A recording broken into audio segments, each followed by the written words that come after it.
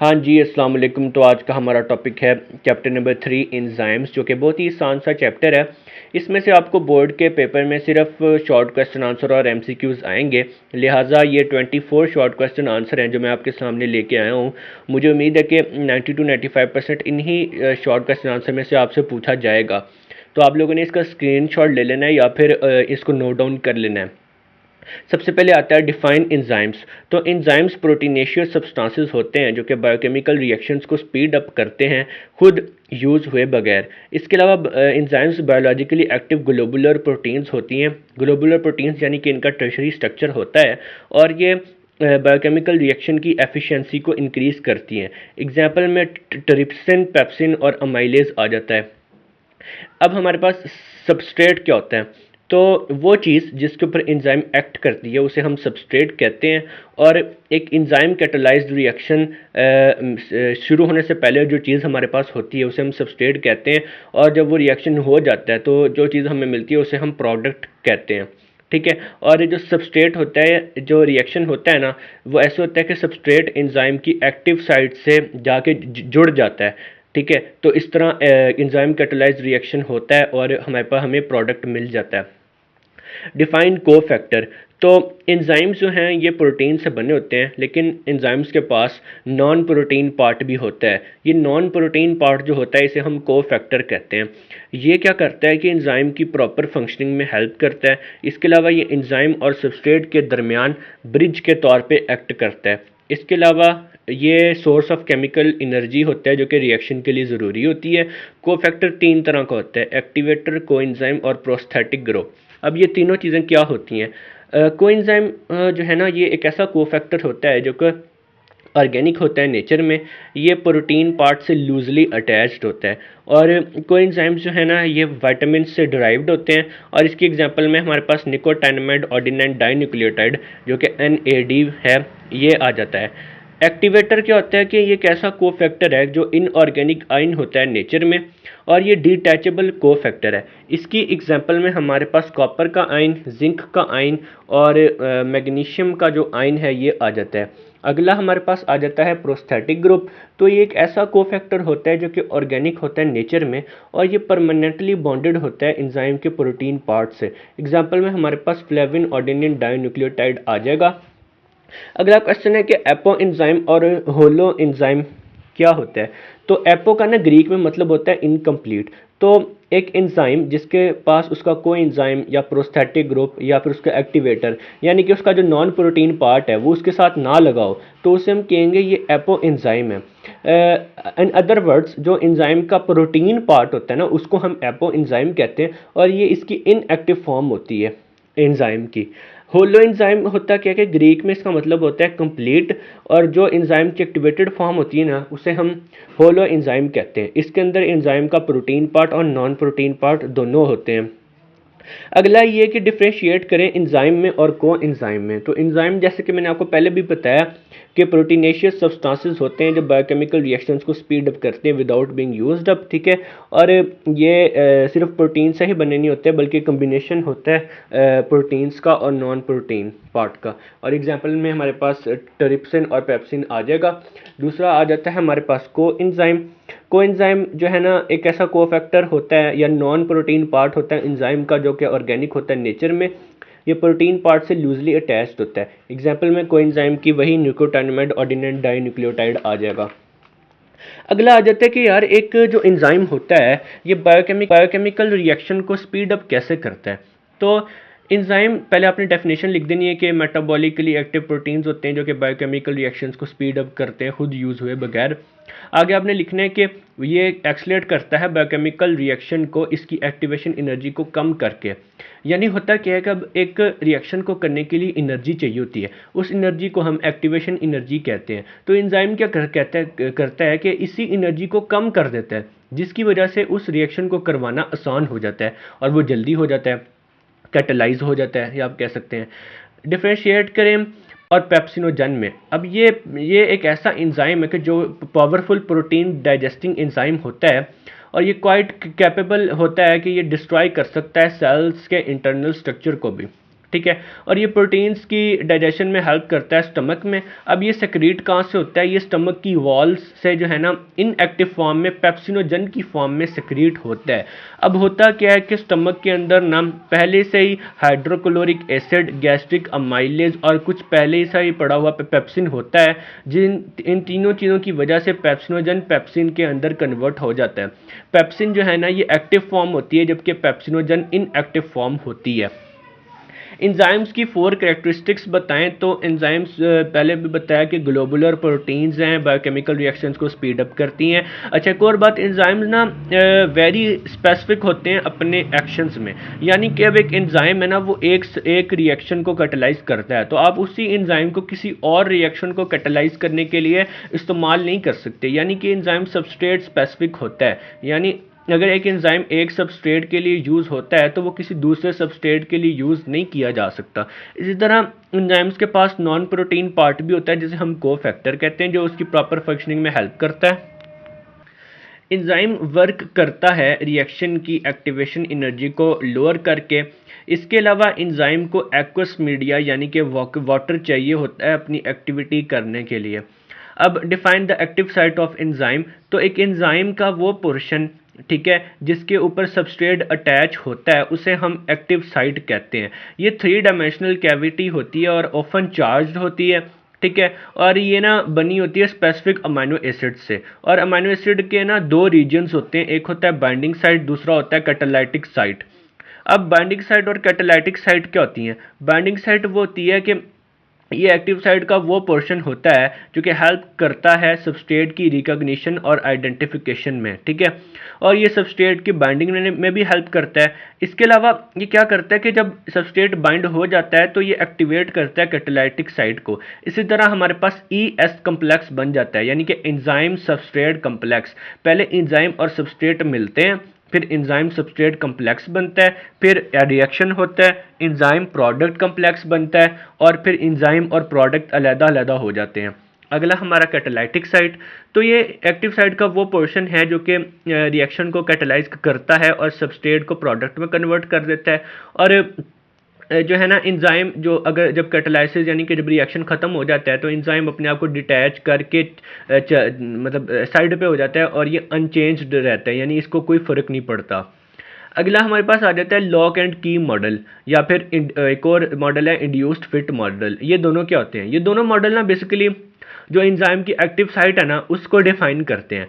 Lock and की model को Emil फिस्टन ने 1890 में प्रपोज किया था। इस मॉडल के अकॉर्डिंग जो जैसे एक स्पेसिफिक की एक स्पेसिफिक लॉक को खोल सकती है, इसी तरह एक स्पेसिफिक एंजाइम जो है स्पेसिफिक सबस्ट्रेट को प्रोडक्ट में कन्वर्ट कर सकता है। और इसने कहा था कि एक्टिव साइट रिजिड स्ट्रक्चर है, इसमें कोई चेंजिंग नहीं होती और ये टेम्पलेट के तौर पे यूज़ होता है। लेकिन जो लेटेस्ट स्टडीज़ है ना वो ये जो एंजाइम, इसने कहा ना कि एक्टिव साइट रिजिड स्ट्रक्चर है, लेटेस्ट स्टडीज़ इसको सपोर्ट नहीं करती। उसके अलावा अब इंड्यूस्ड फिट मॉडल नया आया, इसको प्रपोज किया था रॉबर्ट कोशलैंड ने 1959 में। इसने कहा था कि जब एक सबस्ट्रेट कंबाइन करता है एंजाइम में तो ये क्या करता है कि एंजाइम के स्ट्रक्चर यानी उसकी एक्टिव साइट का जो स्ट्रक्चर होता है ना उसमें चेंज इंड्यूस करता है। इससे क्या होता है कि एंजाइम को हेल्प होती है अपना जो काम है उसको इफेक्टिवली या एफिशिएंटली करने में। और उसने कहा था कि एक्टिव साइट रिजिड नहीं होती, ठीक है, और ये लेटेस्ट रिसर्च पे बेस है इंड्यूस्ड फिट मॉडल। अब अगला आ जाता है कि एक रिएक्शन के ऊपर सबस्ट्रेट कंसंट्रेशन का क्या इफेक्ट होता है, या आप कह लो कि एक at high substrate rate of enzyme reaction is not increased, give reason. यानी बहुत ज़्यादा जब सबस्ट्रेट हो जाए तो एंजाइम रिएक्शन इंक्रीज नहीं होता, इसकी क्या वजह है? तो होता क्या है कि जब सबस्ट्रेट कम होता है ना तो रिएक्शन रेट डायरेक्टली प्रोपोर्शनल होता है सबस्ट्रेट अवेलेबल के। यानी कि आपके पास बहुत ज़्यादा एंजाइम है, आपके पास सबस्ट्रेट कम है, जैसे आप सबस्ट्रेट बढ़ाते जाएंगे रिएक्शन भी बढ़ता जाएगा, ठीक है। अगर एंजाइम की कंसंट्रेशन को आपने कांस्टेंट रखा, सबस्ट्रेट को इंक्रीज़ किया, तो एक ऐसा पॉइंट आएगा जब एंजाइम और सबस्ट्रेट दोनों की अमाउंट बराबर हो जाएगी। अब होगा क्या कि अगर आप मज़ीद सबस्ट्रेट डालेंगे तो रेट ऑफ रिएक्शन मज़ीद इंक्रीज़ नहीं होगा। उसकी वजह है कि एंजाइम्स की एक्टिव साइट्स पहले ही सबस्ट्रेट्स ने जो है ऑक्यूपाई कर रखी होंगी, तो फर्दर इंक्रीज से रिएक्शन रेट इंक्रीज़ नहीं होगा। आगे वो कहते हैं कि एंजाइम कंसंट्रेशन का क्या इफेक्ट होता है एंजाइम एक्शन पे। तो शुरू में initially the rate of reaction depend करता है कि अमाउंट ऑफ एंजाइम कितना है, ठीक है। अगर आपके पास अनलिमिटेड सबस्ट्रेट कंसंट्रेशन है ना, यानी बहुत ज़्यादा खत्म ही नहीं हो रही, तो आप एंजाइम बढ़ाते जाएं तो आपका रिएक्शन बढ़ता जाएगा। लेकिन होता है क्या कि अगर एंजाइम अब जो आपने बढ़ाया है और सबस्ट्रेट की जो कंसंट्रेशन अगर कांस्टेंट है और दोनों की अमाउंट बराबर हो गई है, तो जैसे मैंने ऊपर बताया कि फिर आप अगर एंजाइम मज़ीद बढ़ाएंगे भी तो सबस्ट्रेट तो आपके पास होगा ही नहीं एंजाइम को लगाने के लिए, तो इससे रिएक्शन रेट फिर नहीं बढ़ेगा। लेकिन इनिशियली अगर आपके पास सबस्ट्रेट कंसंट्रेशन अनलिमिटेड हो तो rate of the reaction amount of the enzyme के डायरेक्टली प्रोपोर्शनल होगा, क्योंकि अमाउंट ऑफ एंजाइम बढ़ाते जाएंगे और रेट ऑफ द रिएक्शन बढ़ता जाएगा। अगला आ जाता है कि ऑप्टिमम वैल्यू क्या होता है। तो एक ऐसी वैल्यू जिसके ऊपर एंजाइम अपने मैक्सिमम रेट पे काम करे उसे हम ऑप्टिमम वैल्यू कहते हैं, ठीक है। हर एंजाइम की अपनी ही ऑप्टिमम वैल्यू होती है और यानी उसका एक स्पेसिफिक टेम्परेचर होता है जिस पे वो मैक्सिमम रेट पे काम करता है, और इसी तरह एक स्पेसिफिक पीएच होता है जिस पे वो मैक्सिमम रेट पे काम करता है। यानी कि जो एंजाइम्स है ना, एग्जांपल के तौर पे जो एंजाइम्स हमारी बॉडी में काम करते हैं उनका ऑप्टिमम टेम्परेचर 37 डिग्री सेंटीग्रेड है, और इनकी जो ऑप्टिमम पीएच होती है ना पेप्सिन एंजाइम की जो कि हमारे स्टमक में काम करता है, उसकी ऑप्टिमम पीएच होती है 2। यानी जब पीएच 2 होगी ना तो वो बहुत ज़्यादा मैक्सिमम रेट पे काम करेगा। आगे वो कहते हैं कि एक एंजाइम रिएक्शन के ऊपर टेम्परेचर का क्या इफेक्ट होता है। तो रेट ऑफ द रिएक्शन जो है ना ये टेम्परेचर चेंज करने से चेंज होता है। एक ऐसा टेम्परेचर जिस पे एंजाइम अपने मैक्सिमम रेट पे काम करे उसे हम ऑप्टिमम टेम्परेचर कहते हैं। ह्यूमन बॉडी के एंजाइम्स के लिए ऑप्टिमम टेम्परेचर 37 डिग्री सेंटीग्रेड है। अब क्या होता है कि हीट प्रोवाइड करती है एक्टिवेशन एनर्जी, जिसकी वजह से जो रिएक्शन का रेट है वो एक्सेलरेट हो जाता है और हाई टेम्परेचर पे यानी रिएक्शन रेट बढ़ जाता है।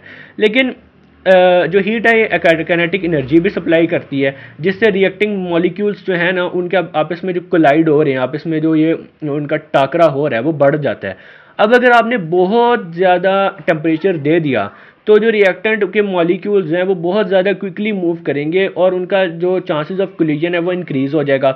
इसी तरह इंक्रीज़ करते करते एक टाइम आएगा कि वाइब्रेशन ऑफ एटम्स या मॉलिक्यूल्स या वो जो रिएक्टेंट के मॉलिक्यूल्स हैं वो इतनी ज़्यादा उनकी वाइब्रेशंस वायलेंट हो जाएगी कि ग्लोबुलर स्ट्रक्चर यानी कि टर्शरी स्ट्रक्चर जो कि एंजाइम की एक्टिविटी के लिए ज़रूरी होता है वही लॉस्ट हो जाएगा, और फिर हम कहेंगे कि एंजाइम डी नेचर हो गया, यानी अब ये काम करने के काबिल ही नहीं रहा, ये ख़त्म ही हो गया। इसी तरह अगर हम पीएच को चेंज करें तो इससे एंजाइम रिएक्शन पे क्या फ़र्क पड़ता है। तो एक एंजाइम जो है ना ये इफ़ेक्टिवली फंक्शन करता है एक नैरो रेंज ऑफ पीएच पे, ठीक है, और इसको हम कहते हैं ऑप्टिमम पीएच। तो अगर हम थोड़ी सी भी पीएच का चेंज करेंगे तो इससे क्या होगा कि अमाइनो एसिड्स के जो आयनाइजेशन है ना एक्टिव साइट पे, आपको पता है ना एक्टिव साइट अमाइनो एसिड से बनती है, तो पीएच के चेंज करने से अमाइनो एसिड्स की आयनाइजेशन एक्टिव साइट पे चेंज हो जाएगी। इसी तरह अगर पीएच चेंज करेंगे तो सबस्ट्रेट जिसके ऊपर हमने रिएक्शन करना है उसकी भी आयनाइजेशन चेंज हो जाएगी।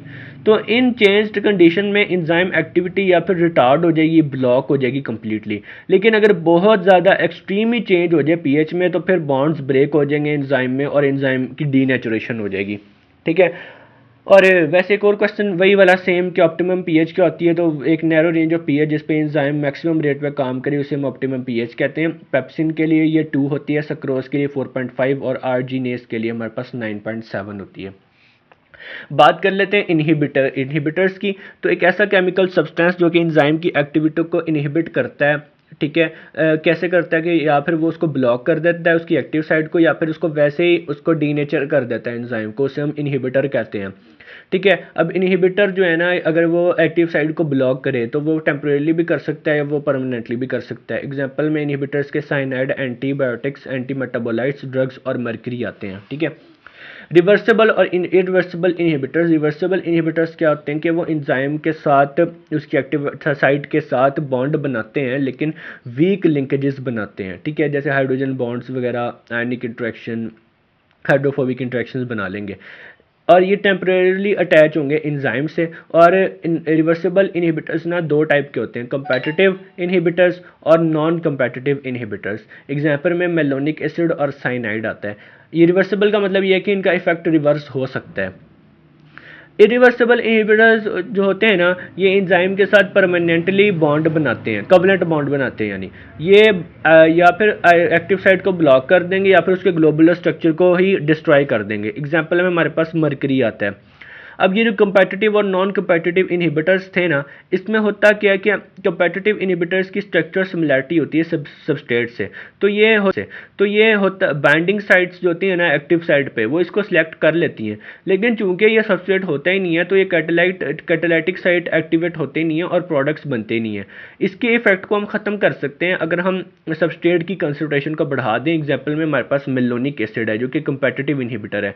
नॉन कंपेटिटिव इनहिबिटर जो कि रिवर्सिबल इनहिबिटर्स की टाइप है, इसमें क्या होता है कि जो ये इनहिबिटर्स होते हैं, ये ऐसे पॉइंट पे एंजाइम इनहिबिटर कम्प्लेक्स बनाते हैं जो कि एक्टिव साइट नहीं होती, ये किसी और साइट पे बनाते हैं। और इससे होता ये कि अगर आप एंजाइम की कंसंट्रेशन को बढ़ा भी दें या फिर कोई जेन्युइन सबस्ट्रेट एक्टिव साइट से अटैच हो भी जाए, तब भी रिएक्शन नहीं होता, यानी कि इफेक्ट है उसको हम रिवर्स नहीं कर सकते। ठीक है, वैसे ये रिवर्सिबल की टाइप में है, लेकिन हम इसको रिवर्स नहीं कर सकते। हम मतलब जितना मर्जी सबस्ट्रेट बढ़ाते जाएं, अगर वो उससे अटैच हो भी जा रहा है तो कोई फ़र्क नहीं पड़ेगा, जितना मर्जी इंक्रीज कर लो, इनका इफेक्ट न्यूट्रलाइज नहीं हो सकता। एग्जाम्पल में हमारे पास साइनाइड आ जाएंगे।